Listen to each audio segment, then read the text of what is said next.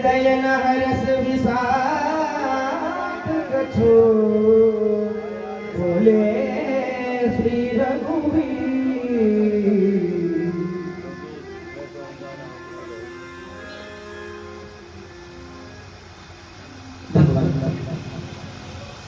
भगवान श्री पिनाकी के पिनाक को दो खंडों में विभाजित करने वाले कौन है? कोई और नहीं है, आप इनका एक दास है। ऐसा नहीं हो सकता।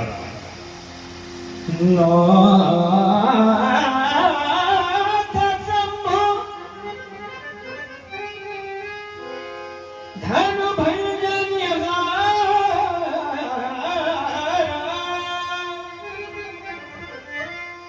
हो क्यों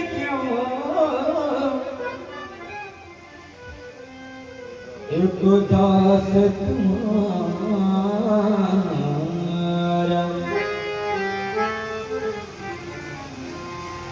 शिव धनुष तोड़ने वाला भी राघव कोई शिव का प्यारा होगा जिसने ऐसा अपराध किया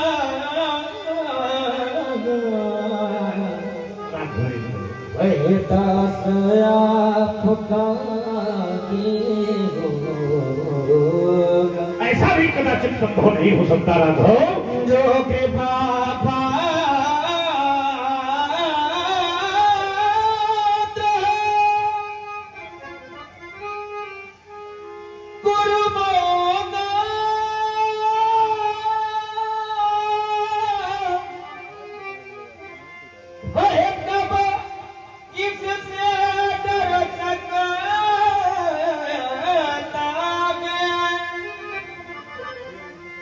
जिस पर हो कृपा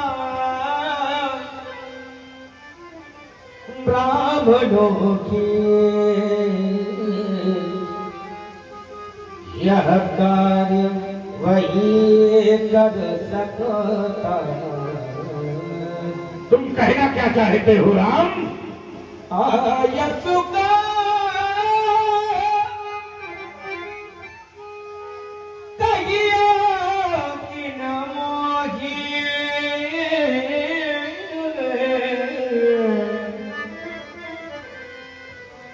बार बार इन तो इस राम के लिए क्या आज्ञा है कहें। हाँ देखिए, एक सूचना है। मेडिकल स्टोर के सामने एक गाड़ी खड़ी है, वहाँ जीवन रक्षक दवाएं मिलती हैं। जिन महानुभाव की हो थोड़ा आगे भगाने खड़ी करते, बस इतनी सी सूचना है। हाँ प्रभु। राघवेंद्र, तुमने तुम्हारी वाणी में तो आज हमें संशय विपिन पर घूमने के लिए व्यवस्था किया। रामवाणी कहती है धनुष तोड़ने वाला कोई परशुराम का दास होगा। विचार करने लगा, नहीं नहीं, यहाँ दास और सेवक का कर्म नहीं हुआ। राम विचार करना, अगर तुम उसे दास और सेवक जैसी पृष्ठभूमि पर बांधना चाहते हो तो हमने तो जाना है कि सेवक का धर्म एक बात तो यहाँ तक कहता है कि सिर भर जाऊं उचित मोरा और सबते सेवक धर्म न कठोर करे, कोई सरल कर्म करे। व्यास जी आप बता दो, अगर वो सेवक है तो फिर उसे क्या करना चाहिए? सेवक सो जो करे सेवकाई हरि हरि करने करे। देखो भाई, जो अगर राम जी का धनुषार वाला है, आवे उसके कौशल है, सेवा के कुछ लक्षण दिखावे। और अगर हमारी दृष्टि वाला है, वास्तविक शत्रु है, तो दो हाथ करने के लिए तैयार है। करे लड़ाई, अब लड़ाई क्यों करे तो सुनो सुनहु राम जही शिव धनु तोरा राघवेंद्र सहस बाम सम जिसने भी भगवान शंकर के महानायक का खंडन किया है वो हमारा शत्रु है और सामान्य कोटि का शत्रु नहीं है। कैसा है? जैसा सहस्त्रबाहु अर्जुन हुआ करता था। अगर वो आज हमें नहीं मिला तो राम क्या होगा किसी ने कल्पना नहीं की होगी। क्या क्या होगा? सो मिलेगा बिहारी समाजा तुम्हारे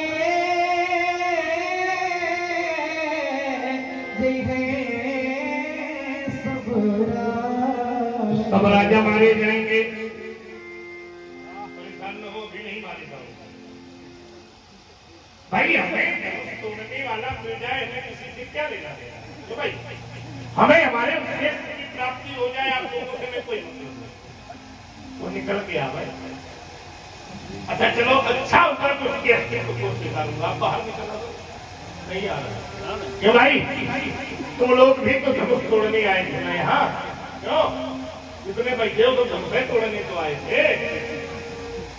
एक सत्य पंडित जी हमसे अच्छा ही आया। अब तो सामने खड़ी है तो बात विचार करना। आप लोगों के ही मतलब तोड़ने वाला बैठा होगा, ये मेरा अनुमान करता है। तो आप लोग तो थोड़ा हो जाइए। राम कह दो इनसे, अगर दोनों कार्यों में परिणति नहीं की गई तो तीसरा कार्य मैं करूंगा। और वो कार्य क्या होगा? न तुम्हारे नहीं है सब सब सब राजा, लेकिन कब? जब धनुष तोड़ने वाला अलग नहीं होगा तब हमारे नहीं है। सुनी मुनि बचन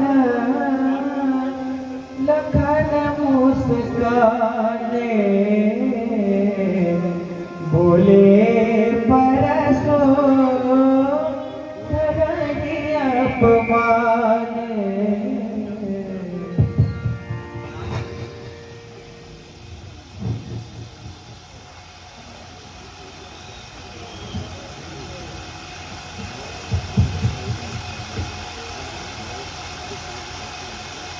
जहां तक इस समय मेरा दर्शन है,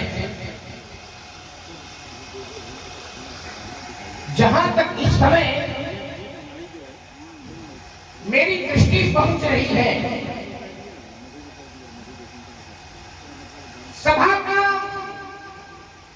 समाज का प्रत्येक व्यक्ति भयभीत है, प्रत्येक व्यक्ति डरा हुआ। और राजा जनक वो भी डरे हुए। रानी सुनैना की आंखों में आंसू है।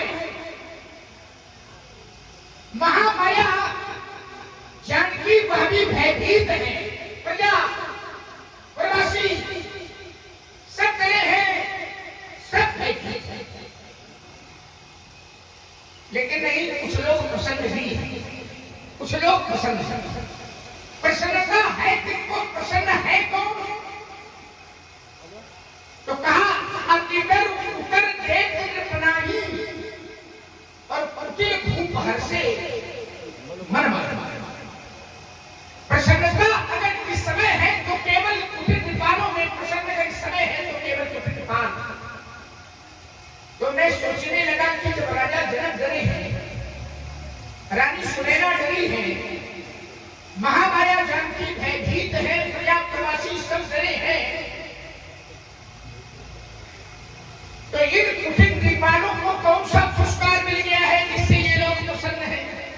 क्यों प्रसन्न है? समझ में आ गया कि प्रसन्न क्यों है?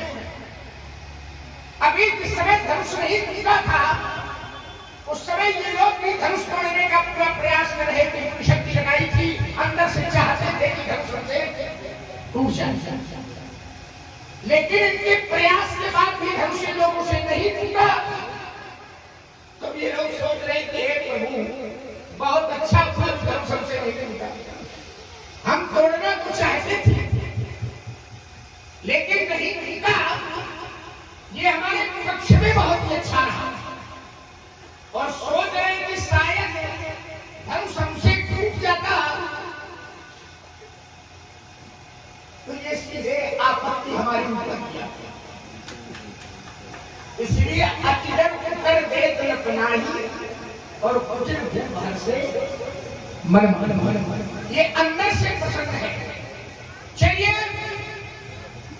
बड़ी बातें आई। सेवक के धर्म की परिभाषा परिभाषित की गई।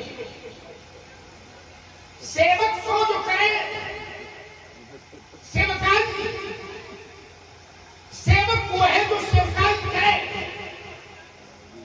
जब जब बात आई तो शास्त्रों ने सेवक के धर्म की परिभाषा परिभाषित की।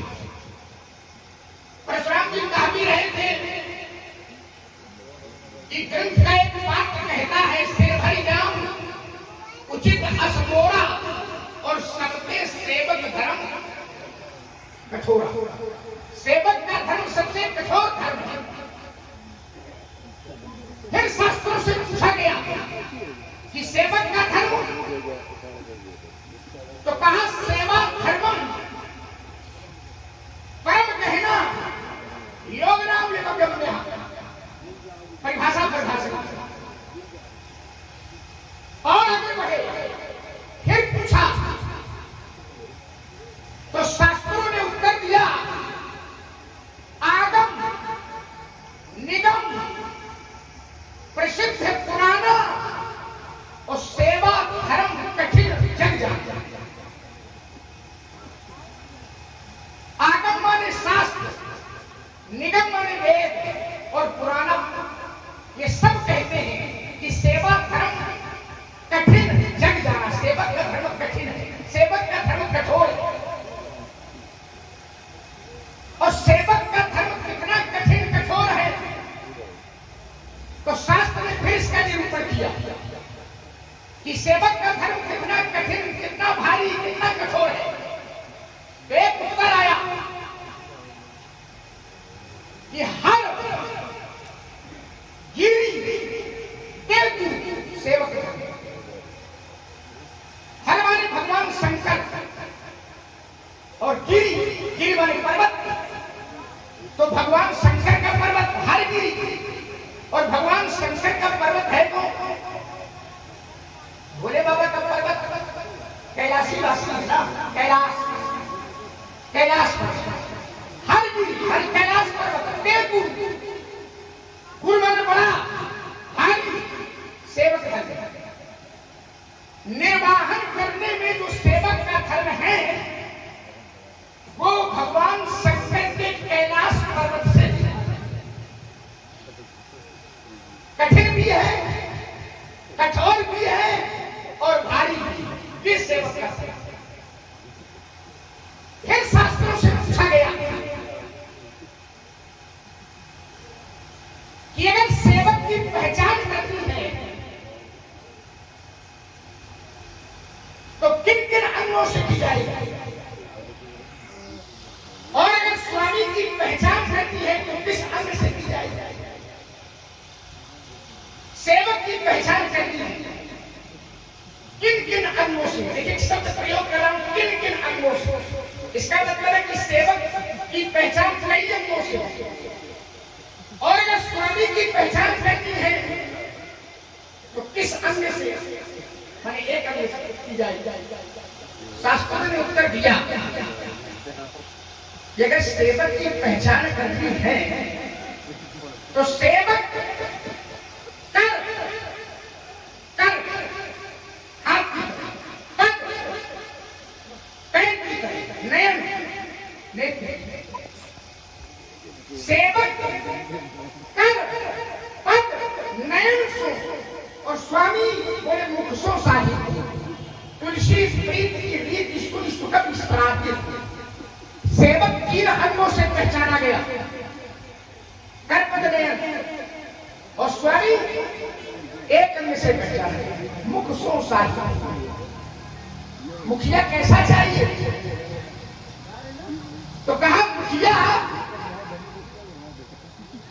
मुख सो चाहिए, खान पान कर एक, और पाले पोसे सकल अंकुशी सही। मुखिया मुक्ति तरह चाहिए। क्यों चाहिए?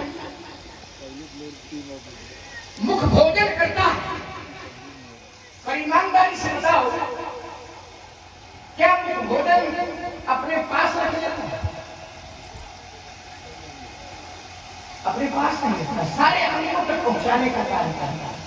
वर्तमान की परिस्थिति में मुखिया बनने के प्रत्याशी तो बहुत होते हैं, लेकिन मुखिया का धर्म पहले मुख भोजन करता है, अपने पास नहीं रख लेता, सारे अंगों तक पहुंचाने का कार्य करता है। ये मुखिया मुख सो चाहिए, खान पान करके पालन पोषण सकल अंग तुलसी सहित सारे अंगों का पालन और पोषण करता है, ये कार्य मुखिया है। निर्वाहन करने में जो सेवक का धर्म है, स्वामी धर्म स्वार्थी पैर अंध प्रेम ही निर्वाहन करने में जो सेवक का धर्म होता है वो स्वार्थ का विरोधी होता है। इसमें स्वार्थ नहीं, पैर अंधा होता है और प्रेम में भोग रहते हैं, प्रेम ही रहते सेवक सो जो करे सेवकाई आई करनी कर करे लड़ाई सुरहु राम जय शिव धन तोड़ा और सास बाऊ सब सो मोरा बिहार समाजा और न तुम्हारे जैन है। चलिए मैं पुरानी परंपरा से न तुम्हारे जैन है समाजा, क्योंकि ये धर्मच जो है ये बड़ा प्राचीन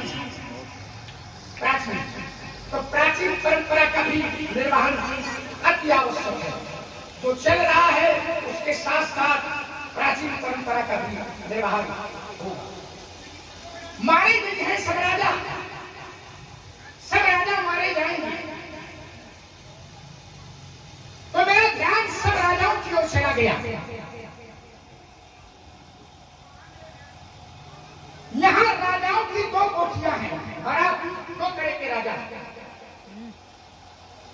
तब एक भूप अभिलाषे क्रूर कपूत मूढ़ मन माखे कुछ पहर सनाए अभागे तो जहाँ काल बजाओ दुष्ट चरित्र के राजा। और दूसरे राजा है सात, सब है सात भूप बोले शिवानी की राज समाधि लाभ ले जानी। तो एक राजा है दुष्ट राजा और एक राजा है साधु राजा।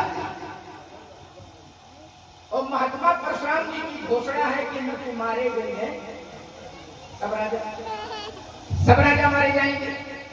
तो मैं सोचने लगा कि जब सब राजा इनके द्वारा मारे जाएंगे तो सब राजाओं में तो दुष्ट राजाओं के साथ साथ साधु राजा भी आ गए,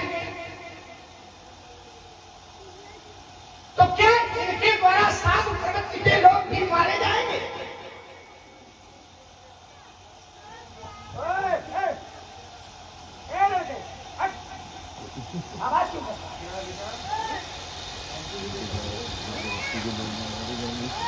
जब सब राजा मारे जाएंगे तो सब राजाओं में दुष्ट राजाओं के साथ साधु राजा भी आ गए, साधु प्रवृत्ति के लोग भी आ गए। तो क्या परशुराम जी के द्वारा साधु प्रवृत्ति के लोग भी मारे जाएंगे? और अगर साधु प्रवृत्ति के लोग मारे जाएंगे तो इनकी अवतार कौन कौन है? अवतार मीन, कमठ, सूकर, नरहरि, वामन, परशुराम, जगन्नाथ स्वयं अवतार करते। और अवतार होता काहे के लिए है?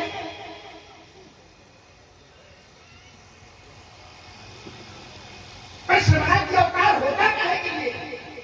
तो ब्रह्मवाणी का एक सूत्र कहता है, चौथे अध्याय में अवतार होता है परित्राणाय साधूनां और विनाशाय दुष्ट। अवतार होता है साधुओं की रक्षा के लिए, अवतार होता है दुष्टों के विनाश के लिए। तो भाई साधु रक्षा के लिए आप आए तो साधुओं की रक्षा करो, दुष्टों का विनाश करने के लिए आप आए हैं तो दुष्टों का विनाश करो।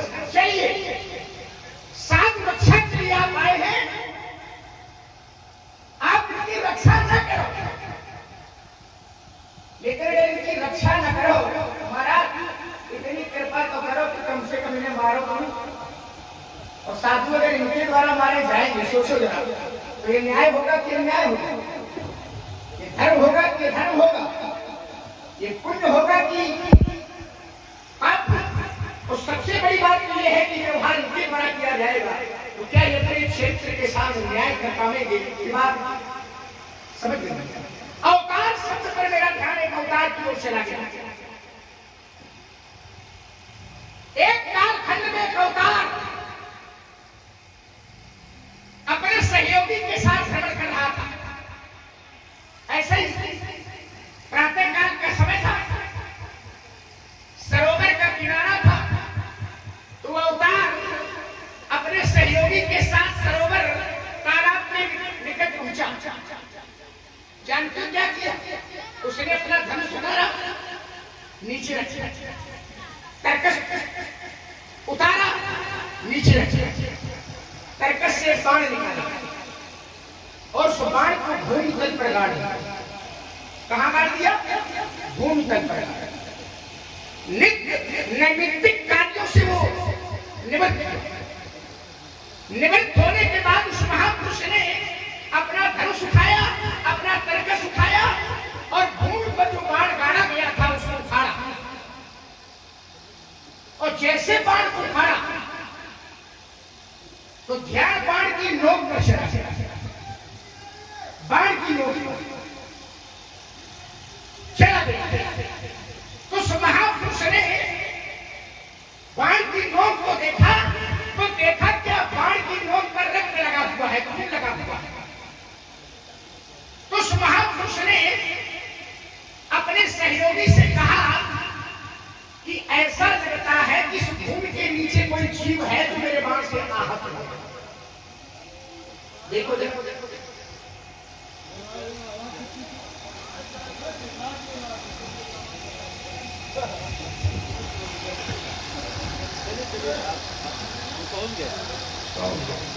कुछ लोग ऐसे भी हैं, इनकी भी आवश्यकता है। बाधक, अब जितने राम भगत के बाधक है वो सब दिखाई पड़ेंगे नहीं थोड़ी देर बाद।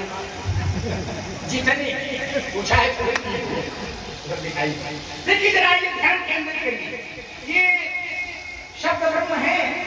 शब्द अगर चूका या व्याघात हुआ उसमें तो रस की जो निष्पत्ति होती है चली जाती है। आज फिर केंद्रित करिए, उस महापुरुष ने जो बाण जमीन पर गड़ा था इसमें उखाड़ा, उखाड़ने के बाद देखा कि उसमें रक्त लगा हुआ है। उस महापुरुष ने अपने सहयोगी से कहा, ऐसा लगता है कि इस भूमि के नीचे कोई जीव जो मेरे बाण से आहत हो गया है। जरा देखो, उस स्थान की मिट्टी हटाई गई और जैसे मिट्टी हटाई गई तो देखा क्या कि वहां एक दादुर बैठा। दादुर मैंने मेढक, एक मेढक बैठा और वो मेढक बाण से आहत हो गया। उसी का रक्त लगा हुआ था बाण पर। तो उस महापुरुष ने मेढक को देख करके कहा कि तुम मेरे बाण से आहत हो गए, छत हो गए, घायल हो गए, रक्त रंजित हो गए, लेकिन एक बार भी तुम्हारे मुंह से आवाज नहीं निकली। एक बार आवाज देनी चाहिए थी तो तुम्हारी उपस्थिति का भान पहले हो जाता कि तुम्हारी उपस्थिति यहाँ है। तो बाण से घायल हो गए, लेकिन एक बार भी तुम्हारे मुंह से आवाज नहीं निकली। वैसे तुम दिन रात टर्र करते रहते हो, पर इस बार एक बार भी तुम्हारे मुंह से आवाज नहीं आई। उस दादू ने बड़ा समीचीन उस दादू ने कहा कि हे प्रभु, संसारी लोग जब जीव को कष्ट देते हैं तो तुम्हारी पुकार करते हैं, आपको आवाज देते हैं। संसार का व्यक्ति जब जीव को कष्ट देता है तो परमात्मा की पुकार करते हैं, आपकी पुकार करते हैं, लेकिन आप ही जब जीव को कष्ट दोगे तो बड़ा मुश्किल से कहा जाए। संसार से साधु संत प्रसिद्ध होते हैं, उनकी रक्षा के लिए आपका उद्धार होता है, फरसा लेते हैं आप, लेकिन आप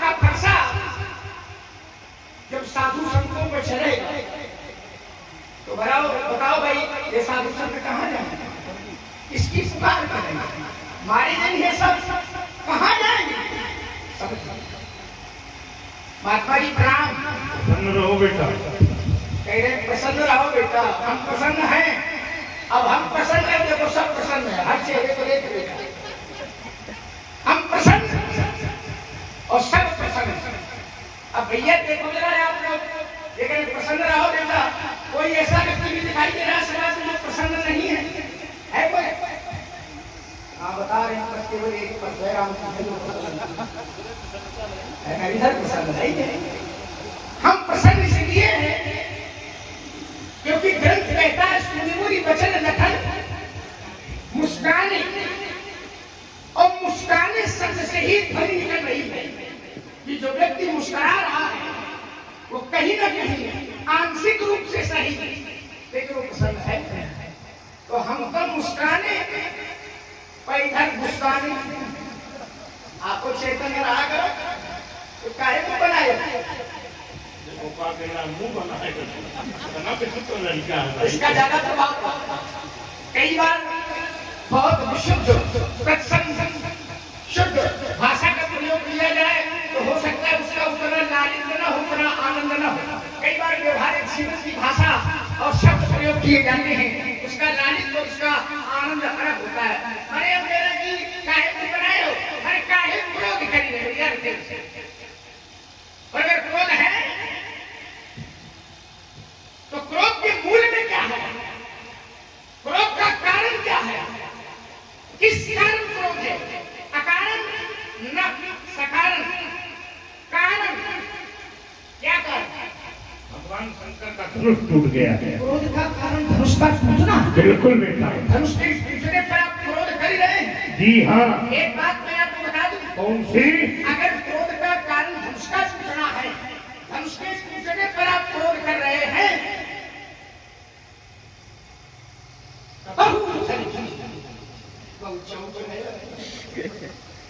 बड़ी को वारा मुझे तेरा चौकी रहे हो।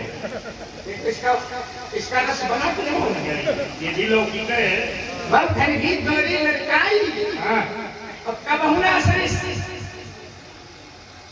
असरिस कब हुआ तीन पोषण असरिस असरिस असरिस कब हुआ पोषण।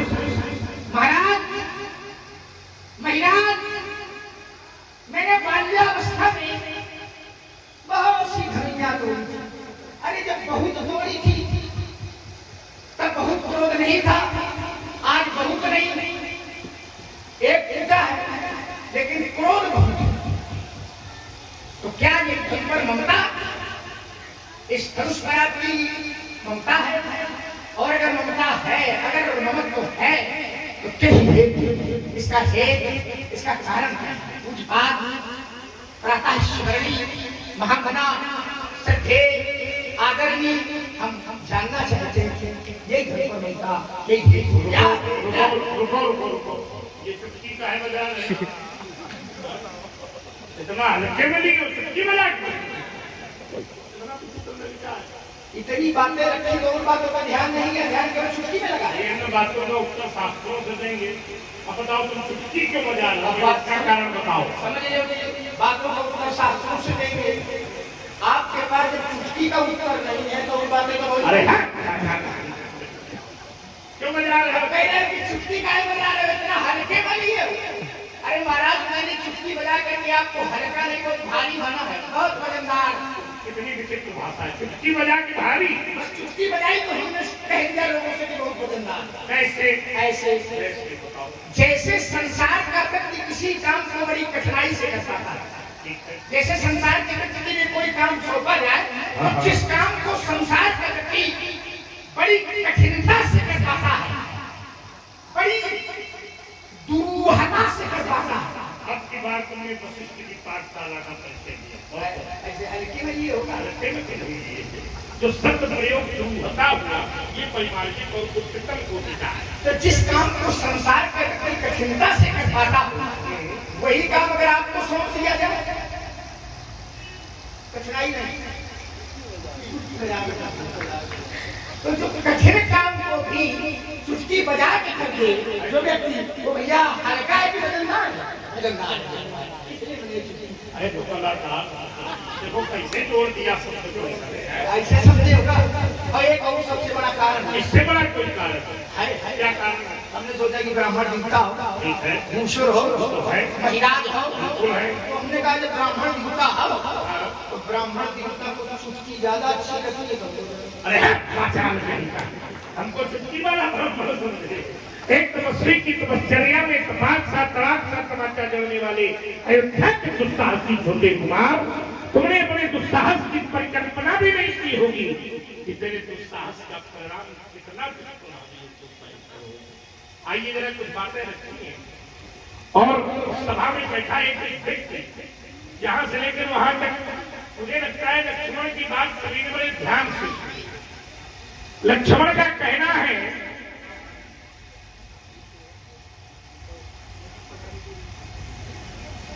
चलिए आइए सभी लोग ध्यान केंद्रित करें। लक्ष्मण ने पृष्ठभूमि रखी कि महाराज परशुराम जी का अवतार है। मैंने सारी बातों को छोड़ा और अवतार से तो ध्यान केंद्रित किया। ये भी देखो बड़े हर्ष का विषय है। हमारे एक और परशुराम अभिनेता जी यहाँ पर उपस्थित है, एक बार जोरदार तालियों से उनका स्वागत करें। यही इस मंच की गरिमा है कि अच्छे अच्छे लोग बैठ करके और उनका अनंत मधुबंध का सानिध्य प्राप्त करते हैं। कहा रखे। आइए सभी लोग, तो सभी लोगों का नैतिक कर्तव्य है कि हम लोग भी अपनी प्रस्तुति उपस्थित करें। जब मेरा ध्यान अवतार शब्द पर आया तो मेरा हृदय कहता है कि अवतार तो परमात्मा का होता है, अवतार तो ईश्वर का होता है, अवतार तो भगवान का होता है। और अगर इन सबको एक शब्द पर बांधूं तो अवतार तो प्रभु का होता है। ठीक है। अब लक्ष्मण ये कहता है कि परशुराम का अवतार है। परित्राणाय साधूनाम विनाशाय च दुष्कृताम। लक्ष्मण ये जानता है कि परशुराम जी अवतारी है। तो मेरा सभा से एक प्रश्न है कि अगर हम न जाने तो कोई बात नहीं, ये भगवान है कि नहीं, और अगर हम ये जान जाए कि सामने वाला व्यक्ति जो खड़ा है ये भगवान है, तो फिर हम उसके साथ कैसा व्यवहार करें? पूजा करें, पूजा करें भाई, स्वाभाविक है। न जाने और अपराध हो जाए तो कोई बात नहीं, और हम ये जान गए कि सामने वाला भगवान है तो उसकी हम पूजा करेंगे, और जो उनका अपमान करे वो दंड दिया जाएगा। अभी हम नहीं कह रहे थे, जिला के लोग कैसा कर रहे हैं। अब देखो लक्ष्मण हमें अवतार भी मानता है, हमें अवतार भी जानता है, और फिर सुनी मुनि वचन लखन मुस्काने और बोले पर सुधाई अपमानी भी करता है। ये अपने आप में भाई, हम अगर न जाने कि भगवान है सामने वाला, उसके प्रति कैसा भी व्यवहार करने तो उचित है, और ये जाने कि सामने वाला भगवान खड़ा है, तो फिर भगवान पर कभी साधु जन, श्रेष्ठ जन, अच्छे जन छिद्रान्वेषण नहीं करते। तो फिर एक ये तर्क भी बना, अगर तुम हमें भगवान मानते हो तो फिर परशुराम के ऊपर छिद्रान्वेषण क्यों करते? क्योंकि भगवान को चाहे तो कुछ करे, उसका निष्कर्ष अंत में परिणति धर्म के प्रति ही होती है, अधर्म के प्रति नहीं है। पहली बात। लक्ष्मण ने कहा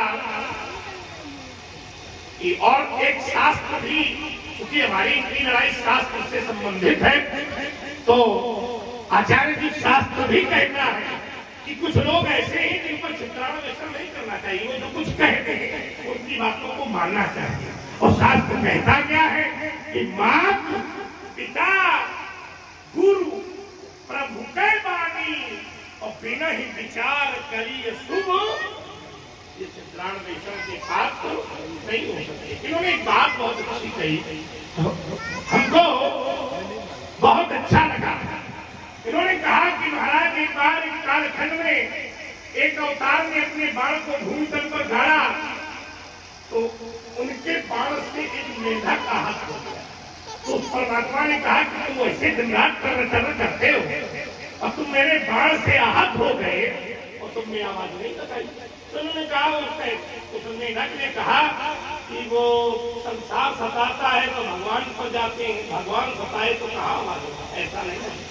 वो मेढक समझदार है, वो मेढक जानता है कि अगर भगवान से मुझे फल मिल रहा है तो ये मेरे कर्म का ही प्रमाण है, तो मुझे आगे का फल, क्योंकि शुभ और अशुभ कर्म अनुहारी और ईश देत फल हृदय, मैंने जरूर कोई न कोई ऐसे बुरे कर्म किए होंगे जिसके कारण परमात्मा के बाण से मैं आहत हुआ, क्योंकि मुझे जो फल मिल रहा है ये मेरे कर्म का ही फल। राजकुमार कहता है तुम ही चोरी लइकाई तुम नासरीन गुसाई, ये घर पर ममता, तो ये तो हमें ऐसा लगता है ये राजा के छोकरे बोलत तो ही न संभाल, तू संभाल कर नहीं बोलता, कहा तेरी छोटी छोटी धुलिया और कहा भोलेनाथ का विशाल आयु, बोलत तो ही न संभाली और धन भी शम त्रिपुरार धनु विदित। और देखिए अमरनाथ जी की दोई नगर आपने 51 पद को मुद्राएं परशुराम जी के चरणों में, 51 मुद्राएं लक्ष्मण जी के चरणों में भेंट की है, साधुवाद है। भगवान भाई हथिका वाले 11 मुद्राएं परशुराम जी को, 11 मुद्राएं लक्ष्मण जी को समर्पित की हैं और 201 रुपए श्री बजरंग आमदार कमेटी के भव्य आयोजन सुंदर कलाकारों को चयन पर कमेटी को प्रदान की है, साधुवाद है। 25 रुपए प्यारे लाल जी परशुराम जी के चरणों में, 25 रुपए प्यारे लाल जी लक्ष्मण जी के चरणों में भेंट आई है, साधुवाद है। आदरणीय शांति देवी 11 मुद्राएं परशुराम जी के चरणों में, 11 मुद्राएं लक्ष्मण जी के चरणों में भेंट आई है, साधुवाद है। लक्ष्मण जी के चरणों में 51 मुद्राएं, परशुराम जी के चरणों में 51 मुद्राएं doctor RP. Gupta, advocate railway उच्च न्यायालय प्रयागराज उत्तर प्रदेश, आपकी तरफ से भेंट आई है।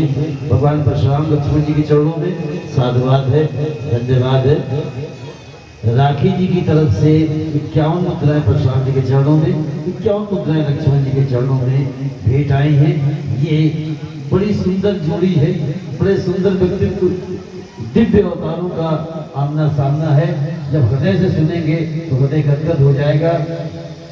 विभिन्न कई वर्षों के बाद आदरणीय सुरेश त्रिपाठी जी का आगमन हुआ है लक्ष्मण जी के पावन रूप में, और आदरणीय सर्वेश शास्त्री जी, दोनों बड़े विराट व्यक्तित्व के स्वामी हैं।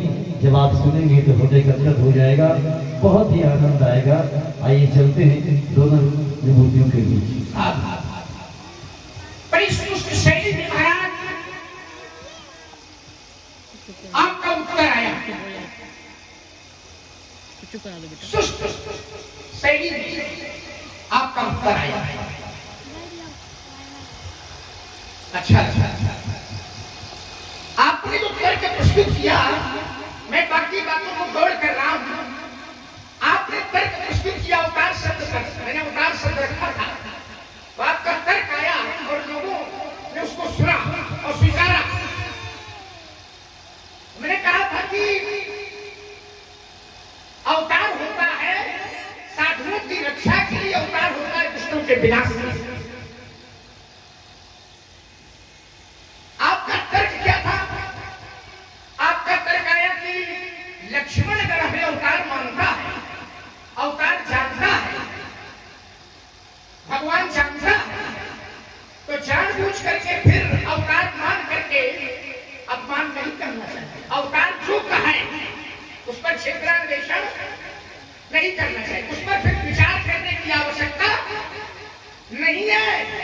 और एक रामचरितमानस का आश्रय लेकर के कठारी की पंक्ति भी इन्होंने पढ़ी कि मातृ पिता प्रभु गुरु के वाणी और बिना ही विचार करिए शुभ जान।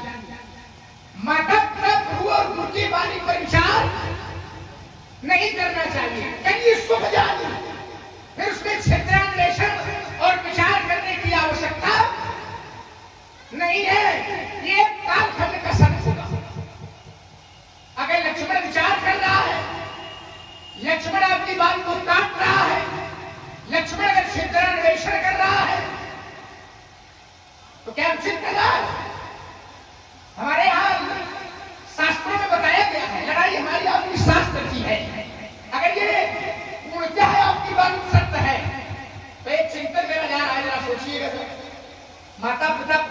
वाणी पर विचार नहीं करना चाहिए। अगर ऐसा होता तो महाराज हमारे यहाँ प्रेमवाणी के 18 अध्याय तैयार किए गए, 18 अध्याय। अगर भगवान की बात पर विचार न किया जाता, उस पर तर्क न किया जाता, तो क्या ये 18 अध्याय ब्रह्मवाणी गीता के तैयार हो सकते? नहीं, बिना विचार करके मान लेना चाहिए। जीव खड़ा है और शिव परमात्मा उपदेश कर रहे हैं। जानते हो जिस समय उपदेश करता है परमात्मा, तो जीव क्या कहता है? व्याम स्त्रीण वाक्येन बुद्धि मोह यस्मिन् तदेकं बात। जीव स्वभाव है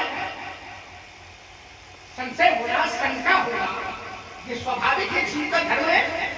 तो जिस समय परमात्मा ने वाक्य कहा तो जीव को सहज में स्वीकार कर लेना चाहिए। उस जीव ने सीधे परमात्मा से कहा, व्याम स्त्रीण वाक्येन, ये विस्तृत वाक्य आप क्यों बोल रहे हैं? मेरी बुद्धि मोह को प्राप्त हो रही है। कम बात, एक बात कहो महाराज, ये दो करेंगे बातें कैसे कर रहे हैं? जीव नहीं, आप अगर सूत्र मांगता हो तो वो जो कह दिया था उसको स्वीकार कर लेता, तो हमारे सनातन धर्म का इतना बड़ा ग्रंथ तैयार न होता। कई बार तर्क किए जाते हैं, जो विचारों की मुठानी संशय रखा जाता है, उससे एक निर्माण होता है। और छोड़िए, एक महापुरुष प्रयाग की भूमि में, क्योंकि प्रयाग की भूमि से संबंधित हमारे गुप्ता जी बैठे हैं, तो चलिए नवीन चिंतन चलेगा, उसकी यात्रा होगी, कुछ नया नया निकल करके आवे। प्रयाग की भूमि में एक महापुरुष ने, एक श्रोता ने वक्ता से तमाम प्रश्न किए। तो वक्ता ने जानते हो क्या कहा? आप वाली भाषा नहीं कहा कि ऐसे प्रश्न कर रहे हो, प्रश्न मरहु अति मूढ़ा, ये प्रश्न ऐसे कर रहे हो मरहु अति मूढ़ा, जैसे संसार का कोई मूढ़ व्यक्ति प्रश्न कर रहा हो। ऐसे व्यक्ति मैं जानता हूँ कि तुम्हारी रुचि राम कथा पर है, इसलिए ये प्रश्न कर रहे हो, जैसे मूढ़ व्यक्ति कर रहा हो, इसलिए कि वक्ता के मुख से कुछ अच्छा निकले, अच्छा सुनने को मिले, इसलिए तुम मूढ़ों की तरह प्रश्न कर रहे हो। वहां भी निर्माण होगा, जगत का कल्याण होगा। तो मैं जो कह रहा हूं, आप सोचिए जरा कि कुछ निर्मित होगी, कुछ निर्माण होगा, आप अवतार। अब फिर देखिए मेरा तर्क जा रहा है, बहुत छोटी बात हो जाएगी। आपने तर्क रखा कि मात पिता गुरु के वाणी और बिना ही विचार करके शुभ, ये शास्त्र का है, मानना चाहिए, मानना चाहिए। लेकिन व्यवहारिक जीवन में ऐसा नहीं होता। अच्छा होता भी होगा, चलो मान लेते हैं। तो मैं आपसे सीधे पूछता हूँ, जरा एक बात बताओ, मात पिता प्रभु गुरु के वाणी बिना ही विचार करके शुभ, माता पिता प्रभु और कौन है? गुरु। गुरु, इनकी वाणी पर विचार नहीं करने चाहिए। अच्छा तो गुरु और माता पिता प्रभु कहने में करना चाहिए, बिल्कुल करना चाहिए। ऐसा करने वाला व्यक्ति ठीक होगा ना? बिल्कुल चकाचक बस होगा। हम आपसे पूछे ले रहे हैं, थोड़ी देर में बदल जाओगे ना। भैया माता पिता प्रभु और गुरु चार की वाणी पर विचार नहीं करना चाहिए, प्रशांत जी कह रहे हैं, और जो कहते हो करना चाहिए। तो जो धनुष का खंडन हुआ, धनुष टूटा देख रहे, ये सीनियर के अंतर्गत क्या मतलब?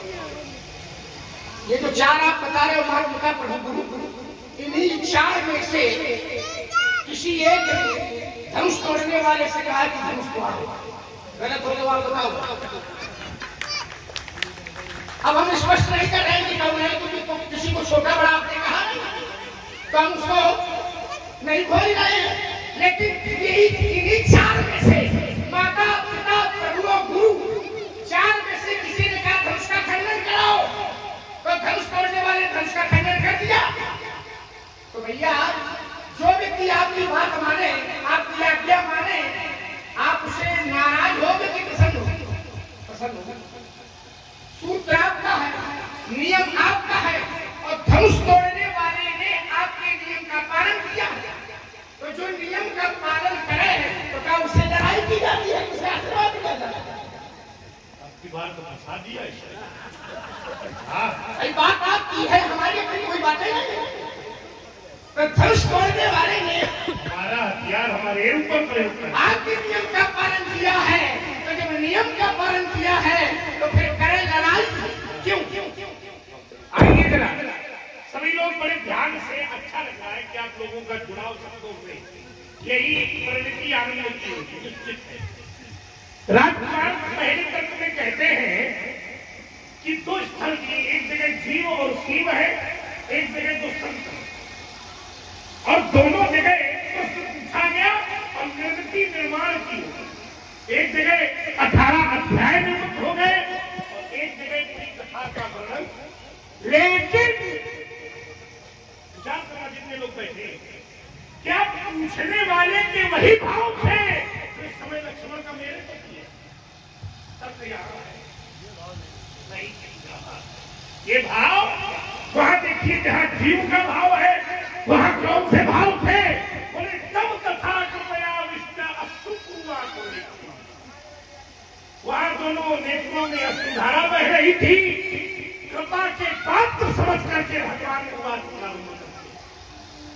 और यहाँ लक्ष्मण का क्या दृष्टिकोण है? सुनी मुनि वचन लखन मुस्काने और बोले परस धरई अंतर है।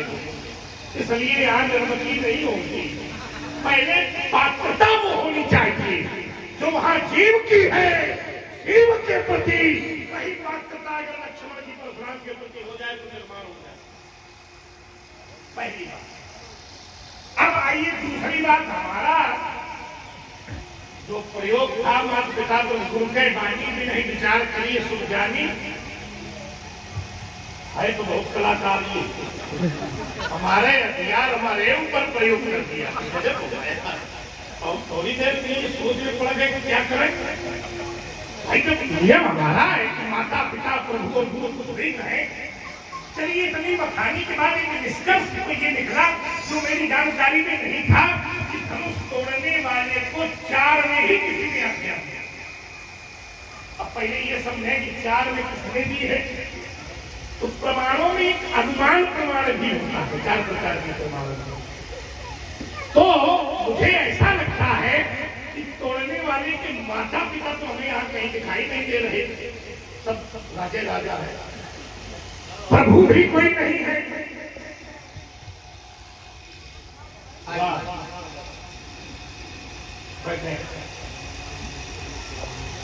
तो प्रभु भी नहीं है, माता पिता भी नहीं है, एक बच्चा गुरु।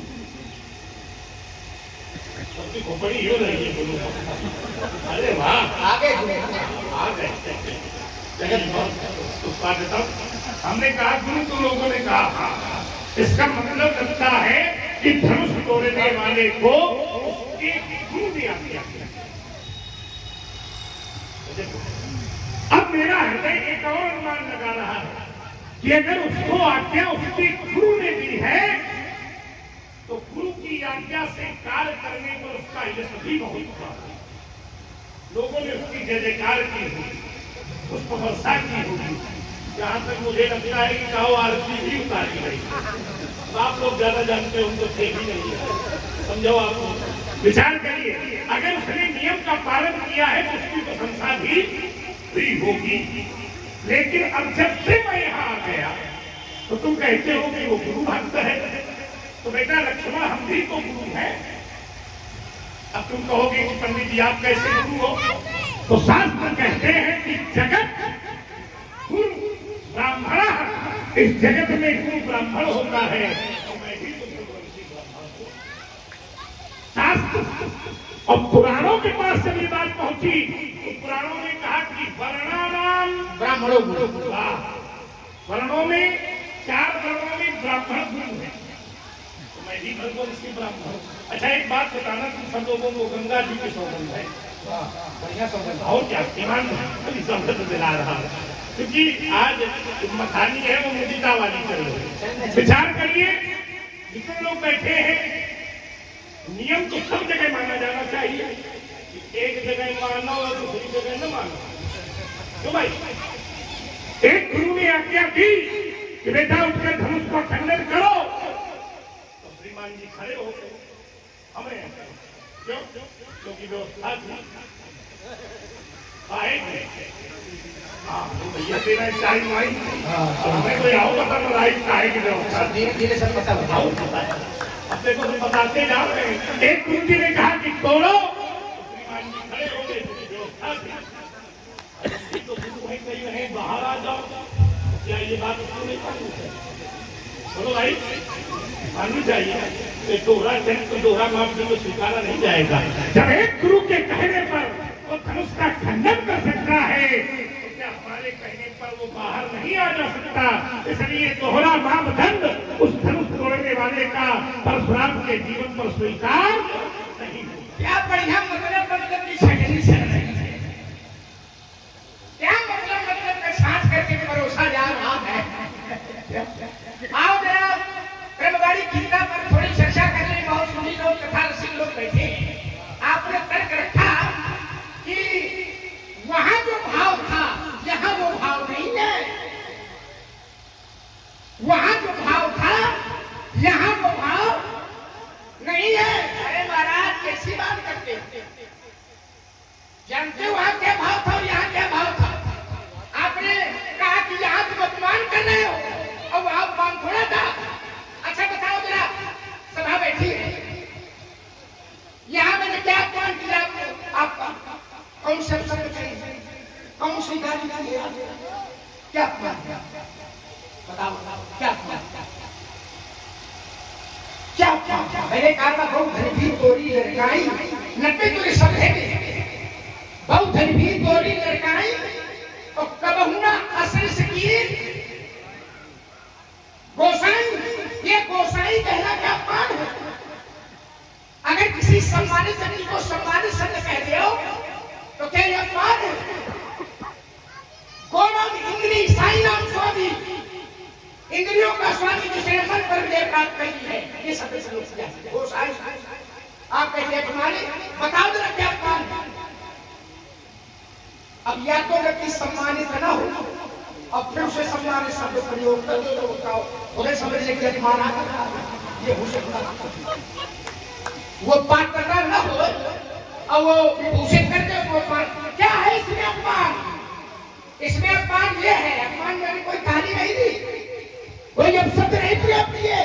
मैंने कहा था यही धन पर ममता क्या ही है, ये अपमान।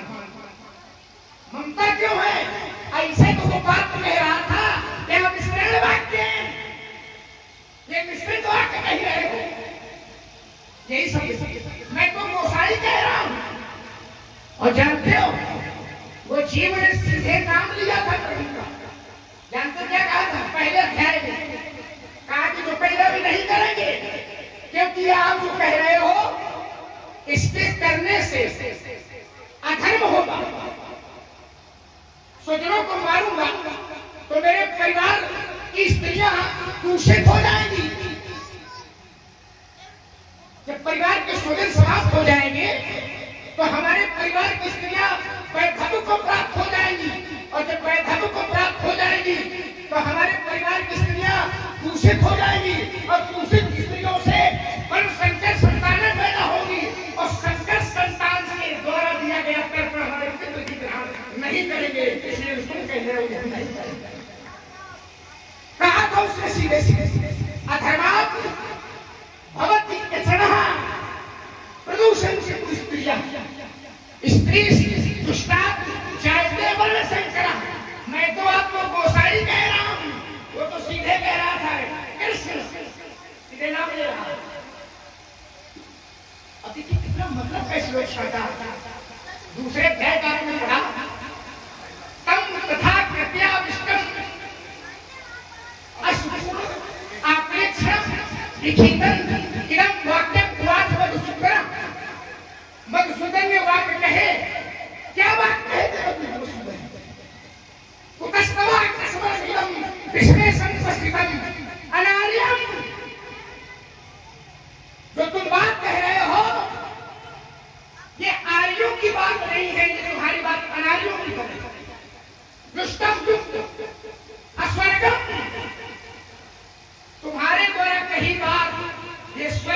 देने वाली नहीं है, स्वर्ग पहुंचाने वाली नहीं, अस्वर्गम ये नरक चले जाएगा। अकीर्तिम ये तुम्हारी बात कीर्ति को देने वाली नहीं है, अकीर्ति को देने वाली है। देखा पढ़े आप, ध्यान करेंगे उस पर और देखिए जरा, एक बार, दो बार, चार बार, वो तो बार बार नकार रहा है। एक बार नकारे, दूसरी बार न समझ में आवे, लेकिन उसने तो बार बार पूरे 17 का 18वें अध्याय तक नकारता रहा। अच्छा छोड़ो इसको, आपने एक मनोरंजन कराया, जरा उसको देख। इन्होंने कहा कि हमें ऐसा लगता है कि धनुष तोड़ने वाले को उसके गुरु ने आके हड्डी देखा। अगर कुछ पूछती है कि तो मेरे खोपड़ी इराम है तो वहां गुरु ने आके तो तर्क था हमारा कि अगर कोई आपके नियम का पालन करे तो उससे लड़ाई करोगे तो उससे पसंद हो। आपकी बात अगर मैं मानता हूं तो आप हमसे प्रसन्न होगे तो नाराज होगे, पसंद होगे। तो देखिए जहां तर्क था वहां उत्तर नहीं आया। तो कहा कि हाँ उसने अच्छा कार्य किया होगा, तो लोगों ने उसकी जय जयकार की होगी, आरती की उतारी होगी, आशीर्वाद की सब किया। आप क्या कर रहे हो ये बताओ ना हमें, वो तो सब कर रहे हैं। तर्क आपका, बात आपने रखी, तब तक नहीं जाना था, हमने बता दिया। अब तो शुरू हो जाए, बंद कर। तो श्रीमान जी ने कहा हम भी तो देखिए वो तर्क छूट गए, अब मोर्चा अपने पक्ष में, तो तर्क का उत्तर नहीं, मोर्चा अपने पक्ष में क्या लिया? बोले हम भी तो गुरु हैं, एक जगह माने कि सब जगह माने। भाई गुरु आज्ञा दे तो एक जगह माने कि सब जगह माने। ये भी रटमोड़ा ही बोले, बड़ी चतुराई से बोलते हो और हम तुम्हारी चतुराई से जानते। अब चतुराई से भी रटमोड़ा, बोले हम भी तो गुरु हैं। एक गुरु ने कहा तोड़ो तो तोड़ दिया। तो लोगों से पूछ रहे थे तब व्यवस्था ऐसे ऐसे निकल दिया, वही चाइन माइन। तो कह रहे थे कि लोग कह रहे थे और चाइन माइन की व्यवस्था थी। बोले जब चाइन माइन की व्यवस्था थी तब आप क्या गुरु मान लिए के बाद अब हम भी गुरु हैं और हम कहते लड़ाई करें। तो बोले शादी ऐसा तोहरा मापदंड, ये तोहरा मापदंड हमारा नहीं है, दोहरा मापदंड आपका। आपको नियम के साथ सदा सेवा देना चाहिए। अच्छा चलो, आपने कहा कि हमारी आज्ञा क्यों नहीं माना, तो इसको मैं शास्त्र समझ कर किसे काटूंगा आपकी बात। माता पिता प्रभु गुरु आज्ञा दें तो माता पिता प्रभु गुरु की आज्ञा माननी चाहिए, मैं नहीं कह रहा हूं माननी चाहिए, लेकिन माता पिता प्रभु गुरु की आज्ञा अगर सब जगह न मानी जाए तो कोई दोष नहीं। इसको मैं शास्त्र से काटूंगा आपकी बात। आप तो जबरदस्ती दे रहे हो, लड़ाई करे। माता पिता प्रभु की वाणी बिना विचार करके सो मान करके पालन करना चाहिए। सर्वश्रेष्ठ है, एक बार आज्ञा मिल जाए तो मानना चाहिए। और मेरा कहना है कि माता पिता की आज्ञा माननी चाहिए, लेकिन अगर माता पिता प्रभु की आज्ञा हर जगह न मानी जाए तो क्या कोई दोष होगा? नहीं। कहां अब हम बता रहे हैं आपको कहां एक लगा दिया करो कि माता पिता की आज्ञा मानी जाए तो इतनी जगह न मानी जाए, नहीं कहती। कहां न मानी जाए? तो कहा भोजन में, भजन में, सेवा में और कहीं कहीं काम शब्द दिया है, दान में आज्ञा भंग का दोष नहीं है। आज्ञा भंग का दोष नहीं है। कैसे? अब मान लो भोजन